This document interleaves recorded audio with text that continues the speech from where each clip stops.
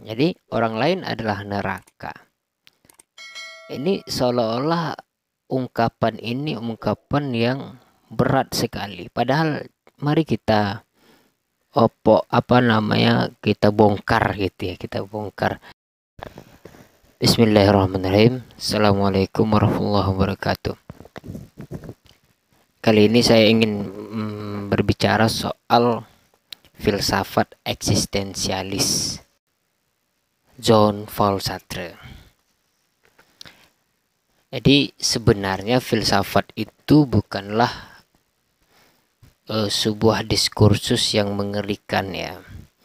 Namun dia lebih kepada metode berpikir dasar.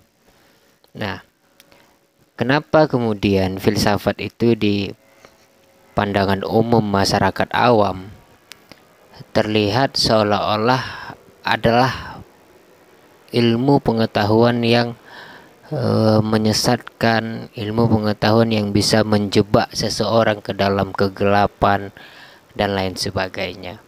Padahal filsafat itu adalah metode berpikir dasar gitu. Jadi metode berpikir dasar ini sering kita temukan di dalam kehidupan realitas gitu. Contoh kecilnya ketika kita berhadapan dengan anak-anak gitu kan. Anak-anak itu kan banyak sekali pertanyaan-pertanyaan yang di luar dugaan gitu. Mungkin ketika anak-anak itu bertanya, siapa itu Tuhan? Siapa itu hantu? Dan lain sebagainya. Kita mau jawab apa gitu kan? Padahal itu pertanyaan dasar yang kita sering sekali mengabaikannya gitu. Nah, karena keterbiasaan kita mengabaikan sesuatu yang dasar itu, sehingga seolah-olah materi-materi filsafat itu materi yang sulit, membingungkan dan lain sebagainya. Padahal adalah pembahasan-pembahasan dasar gitu. Bagaimana sih pembahasan dasar itu? Ini salah satu contoh di dalam filsafat eksistensialis Jean-Paul Sartre. Jean-Paul Sartre mengatakan bahwa neraka adalah orang lain gitu. Neraka adalah orang lain.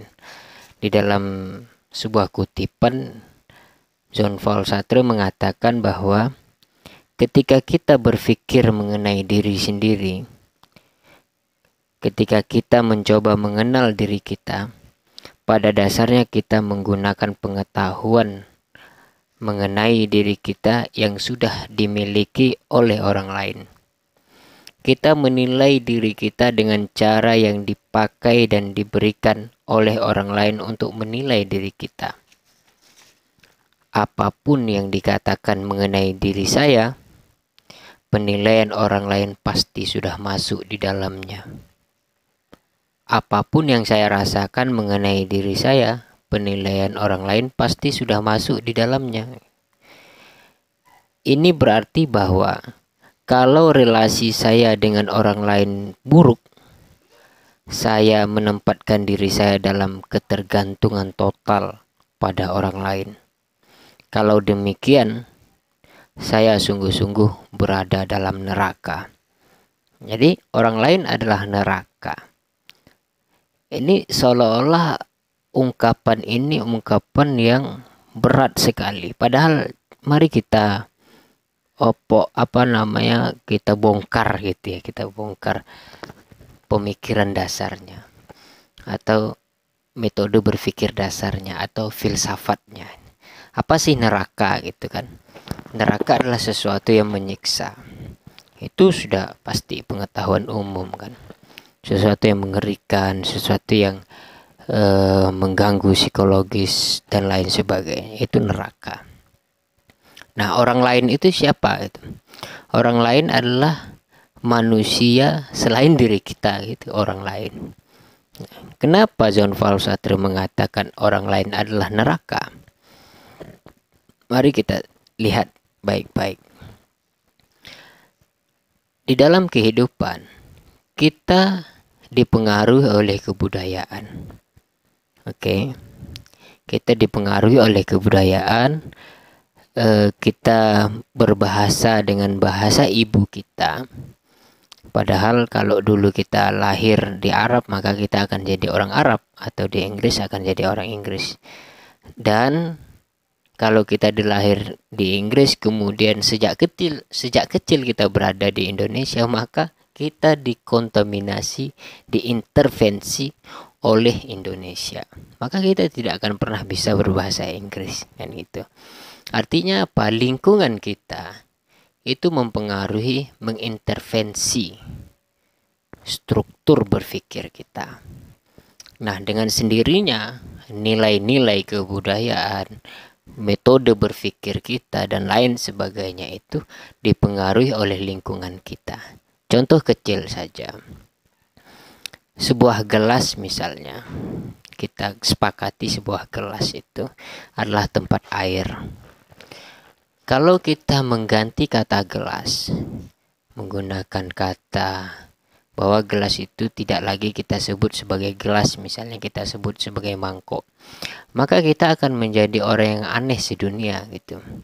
Karena orang Indonesia sepakat bahwa gelas itu ya itu gitu. Sementara kita ganti namanya. Itu yang disebut ada penilaian umum yang menyiksa kita untuk tidak bebas. Kita harus mengikuti aturan. Itu yang disebut oleh John Paul Sartre. Di saat kebebasan kita direnggut, itu artinya kita dibelenggu oleh sekeliling kita. Siapa yang membelenggu? Setiap orang yang kita temui. Entah itu orang tua, guru, teman, macam-macam, semua. Ada nilai baik, buruk, dan lain sebagainya. Dan kita hidup di dalam situasi itu gitu. Jadi kita diatur oleh penilaian baik dan buruk oleh orang lain. Ini yang disebut neraka. Sehingga tidak heran jika banyak generasi terlahir hanya untuk mencari nilai agar terlihat baik oleh orang lain gitu. Sehingga banyak juga orang yang terlahir dengan keterbelakangan mental, tidak pede dengan hidupnya, dan lain sebagainya. Bahkan tidak memiliki kemampuan untuk bermimpi gitu. Karena memang dia terlahir dalam keadaan miskin, ketidakberuntungan lokasi, dan lain sebagainya. Inilah yang sebenarnya neraka itu adalah di sekitar kita. Neraka itu adalah orang lain. Padahal kita sebagai individu memiliki kebebasan. Nah, inilah yang dikatakan oleh John Paul Sartre. Dan filsafat sangat sederhana gitu. Mempreteli atau menjelaskan hal-hal yang tidak jelas. Bukan sesuatu yang mengerikan. Kira-kira begitu ya. Orang lain adalah neraka kita. Jadi penilaian orang lain membentuk kita menjadi pribadi yang lebih jauh. Jadi hilangnya kebebasan pada diri kita itu karena kita terlalu fokus kepada penilaian orang. Barangkali itu yang dapat saya sampaikan. Wassalamualaikum warahmatullahi wabarakatuh.